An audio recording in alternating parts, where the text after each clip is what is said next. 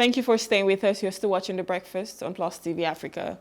Our hot topic this morning says Falana blames criminal negligence, poverty for deadly stampedes in Nigeria. Human rights lawyer Femi Falana, SAN, has condemned the deaths of over 105 people in stampedes during food and cash distribution events across Nigeria, attributing the tragedies to poverty-induced neoliberal economic policies and criminal negligence. The most recent stampedes occurred on December 21, 2024, when 12 people died and 32 were injured in Okija, Anambra State during a scramble for rice. On the same day, a stampede at the Holy Trinity Catholic Church in Maitama, Abuja claimed 10 lives, including children, as over 3,000 people fought for palliative aid. Earlier on December 19, 35 children were crushed to death in Ibadan, Oyo State, during a Christmas fun fair. These incidents follow a tragic pattern of similar events, including a palliative distribution in Sokoto in April 2024 that killed 9 people, and March 2024 event in Bauchi where 7 people, including a child, died. Falana criticized the elite for their role in exacerbating these tragedies, accusing them of class prejudice in the distribution of humanitarian aid. He pointed out that such events highlight the deep inequalities in Nigerian society, where the poor are subjected to humiliating and dangerous conditions to just access basic resources. Falana also announced plans to mobilize lawyers to pursue civil suits against the organizers of these events and ensure that survivors and families of the deceased receive adequate compensation. Joining us to discuss this morning is Augustine Egar. He's a security expert. Good morning, sir. Thank you for joining us. I think we're having some technical difficulties with Augustine's audio.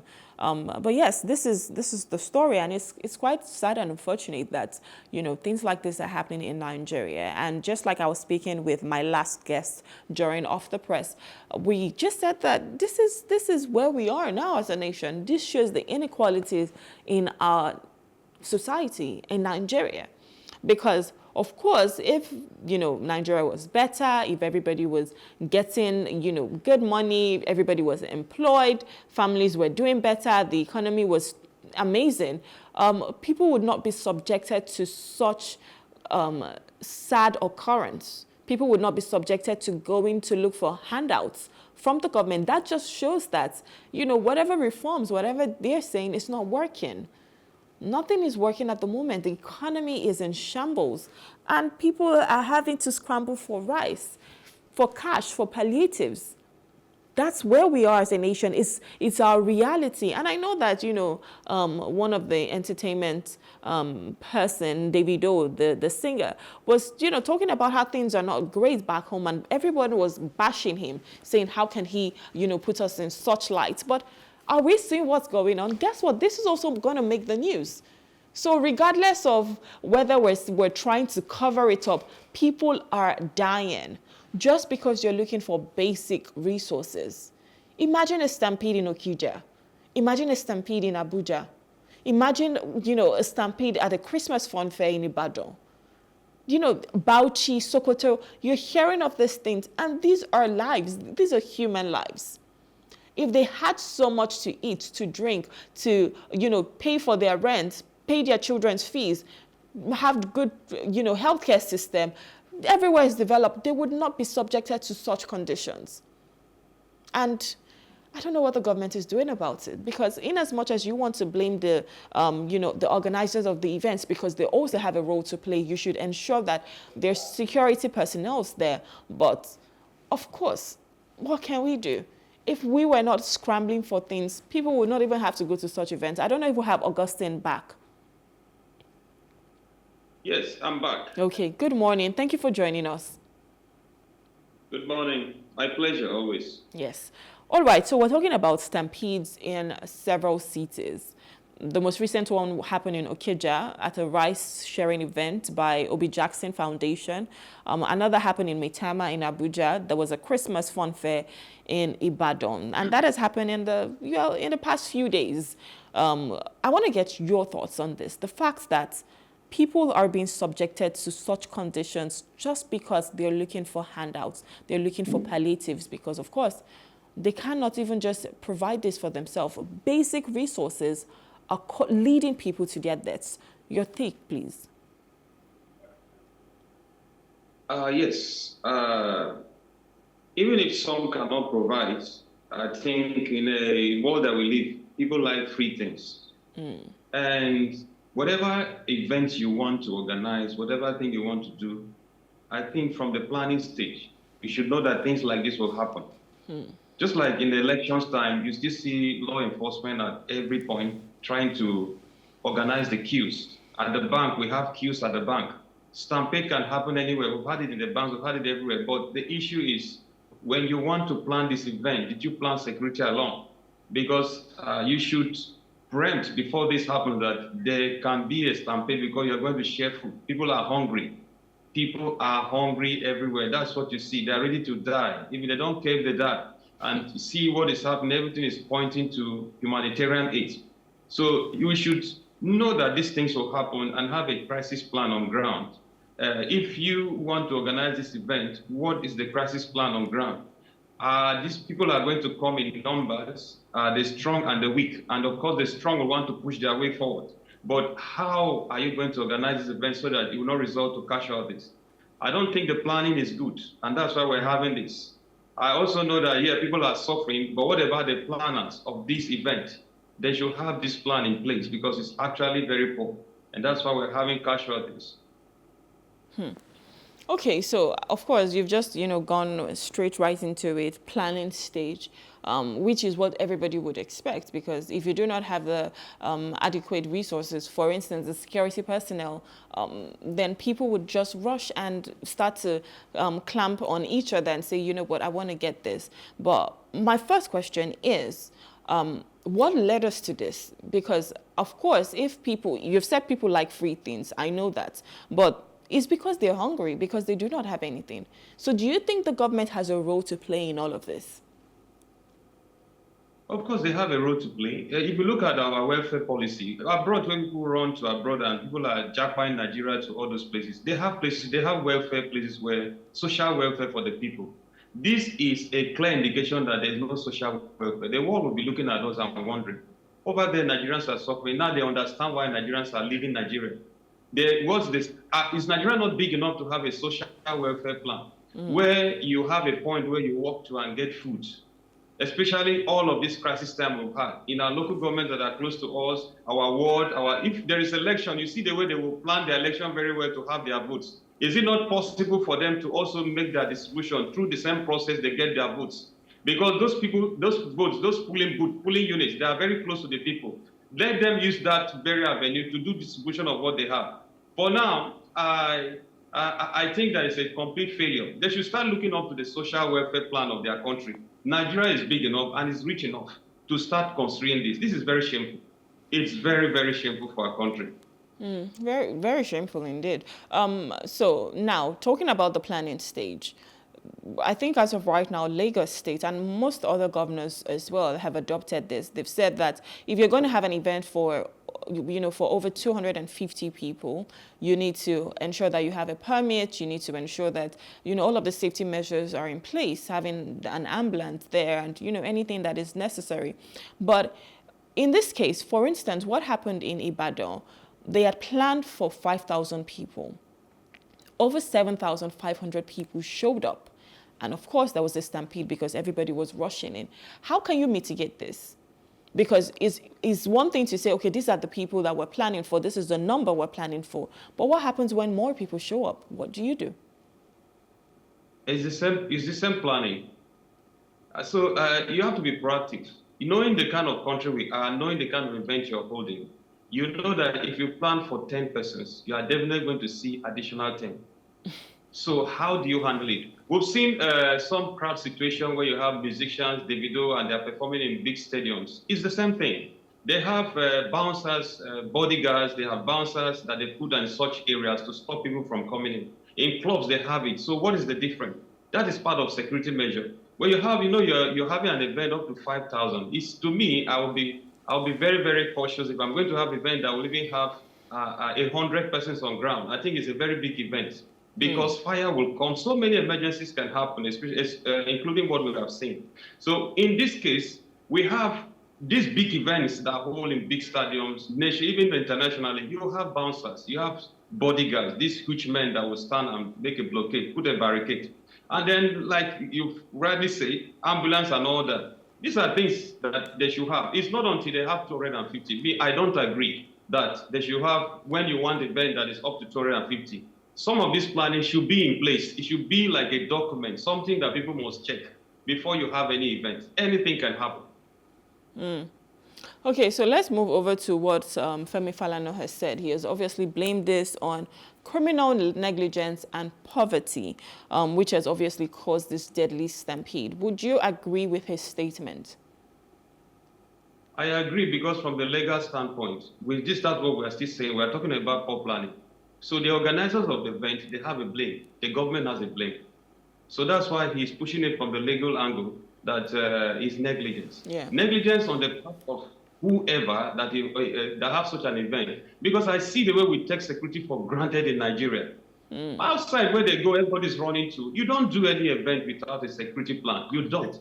A security person must be involved in anything that you're planning, no matter how. Because they have to look at it. There are liabilities like what we have. There are casualties. There are liabilities that will come. Who will the system hold accountable for this? You don't have any security plan there in place. So that is true. And in the government side, were there policies to direct this? That is why he's pushing it. And it's the right direction.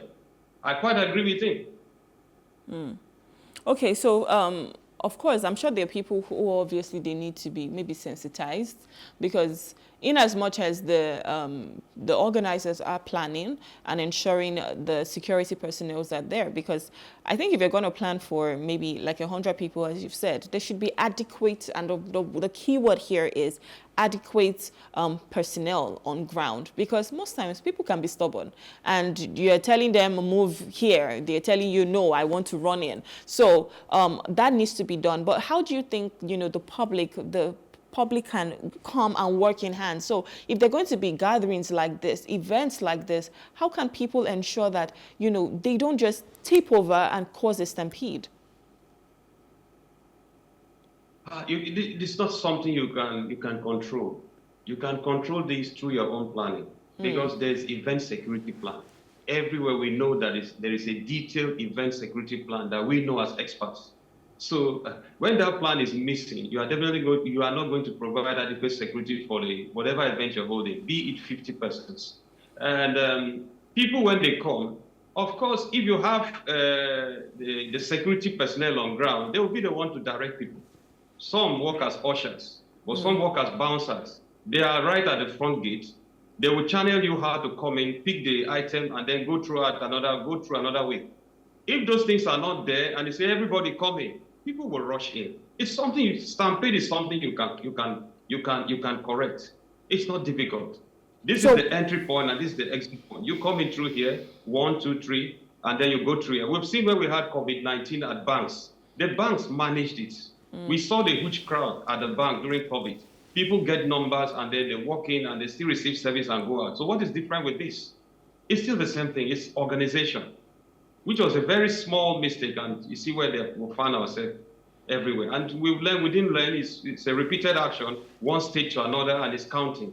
Yeah, that's exactly what I was going to ask, because, I mean, this is something that we've seen. In fact, I think one of the papers here, let me just pull that up. One of the papers here, spoke about it. It says, the Daily Trust said Stampedes killed 213 Nigerians in 11 years. And in fact, he gave, the data for Stampedes in 2024. So in February 23, 7 people died. I think this was, in Yobe or somewhere. On March 22nd, 2 people died.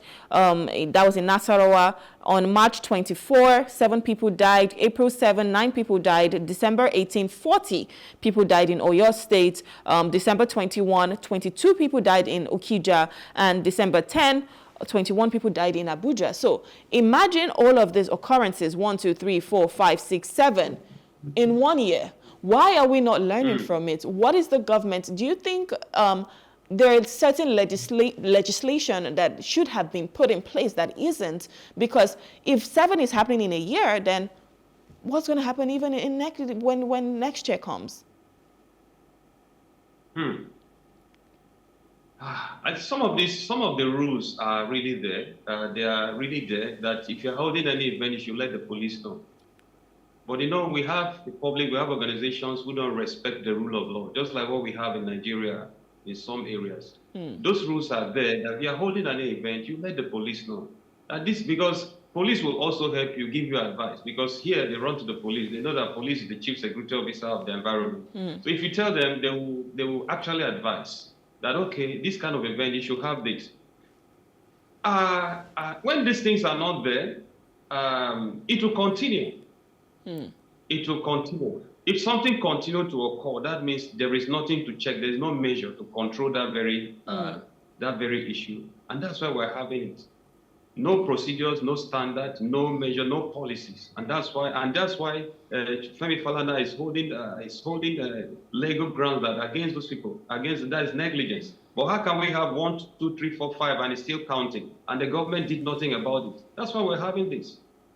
Police are always on every area. They should stop such events. Or you're having such event, you should let the police know. When you are going to hit a certain threshold of numbers of people that will come, the police should be aware.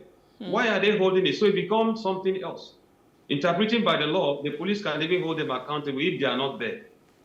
You see? So I mean, let me just go off a bit. Isn't there other ways for people to do poverty alleviation? Because I'll also call this a poverty alleviation scheme, but it's just handing out palliatives. Isn't there other ways that, things can be done in a safer environment? For instance, having over 5,000 people in one place is quite dangerous. So why do we have to use this measure to say, okay, this is what we're doing? Sometimes I personally just feel like it's feeding our egos to say, oh yes, I gathered this much people, I gave out as much as this. But are there not other ways that we can do that to ensure that you still do what you want to do, which is helping the people, but helping them in a safer environment? It's very possible. You see, I still say that when they are doing their election campaigns, even in the front of your house, you're going to have a polling booth or a polling unit.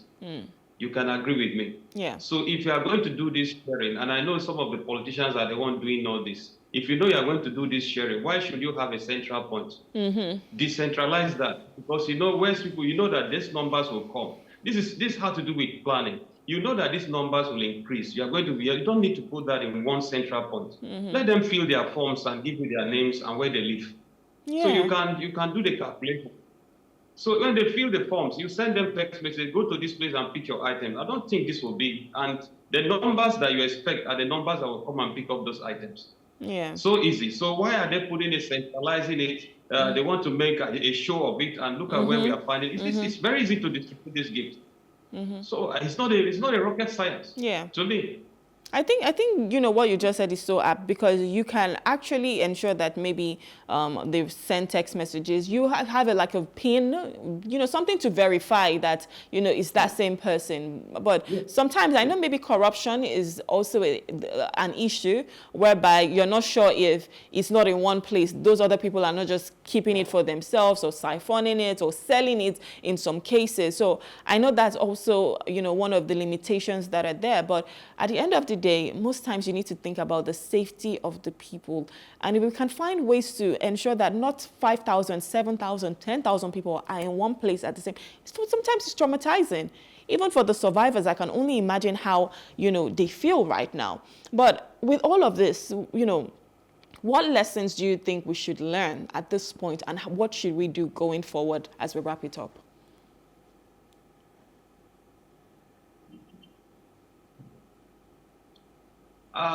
One of the biggest lessons we should learn, I think, first, there should be a policy. If they don't have one, the policy should have teeth to bite. So some policies are just there receiving dust, and there's nobody looking after it. People should be aware that if you are holding an event up to a certain number, you need to let the local police around your environment to know. That is what this is in the law. The law states it clearly. You must allow the police in your environment to know if you are holding a certain event, because they owe you the duty of care. The police owe you a duty of care to protect you. So you let the nearest police station to be aware of the event you are holding. That is the first thing. And the people themselves should find another way of doing this. Yeah. Rather than centralizing it and then bringing all people to a pool where they will have to lose their life. That's another point. The third point is the planning, which is everything. Planning is everything. If you fail to plan, you're failed already. So they should involve security people to help them in some areas. Like we have event planners. I don't know if they involve them in this. Event planners know they need to have security. They always do a fantastic job. You should get event specialists that will plan and then call on any security outfits to help them. They can also use other soft measures like what we have just discussed, get that phone number, get that. There will always be corruption, there will always be lies. But we see people still go to bank and receive services without problem. We still see people go to embassies, thousands of applications, they still attend to them, and they fish out who they need to fish out and who need to travel, they still. So it is very possible to get this done. All right. Thank you. No excuses. Yeah. I think we should just learn our lessons and ensure that, whatever we're doing, we need to think of the safety of the people at the end of the day, because that's what's paramount. In as much as you're trying to give them something for their bellies right now, their lives are still more important than whatever you're sharing. Anyways, Augustine, I want to say thank you so much. Thank you for coming. It's always a pleasure having you. Thank you for your time and compliment of the season once again. My pleasure. Enjoy your day. You too, sir. Have a wonderful day. All right, so we're speaking with Augustine Egar. He's a security expert, and we've just been looking at the stampedes that have happened in recent times in Nigeria. We'll go on a short break now. When we return, we'll be discussing our next hot topic. Well, this one, talks about other things, but please stay with us because we'll be discussing police reject Amnesty International's allegations on #EndBadGovernance protest, and they're demanding an apology. Please stay with us.